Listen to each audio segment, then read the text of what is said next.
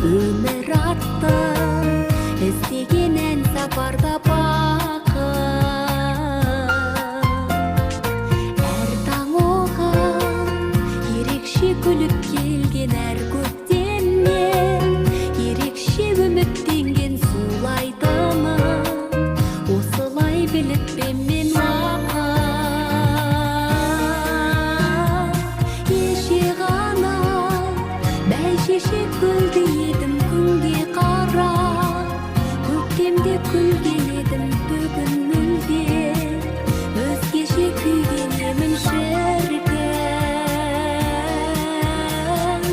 Жайқалады гүлзары көңілімнің, мен қазақтың қызымын, келінімін, мен елімнің ертеңгі сенімімін.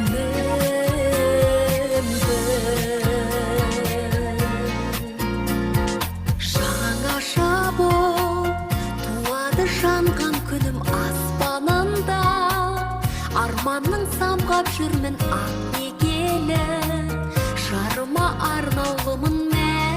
Абай Құнанбаев, бірінші қара сөзі. Бұл жасқа келгенше жақсы өткіздік пе, жаман өткіздік пе? Әйтеуір өмірімізді өткіздік.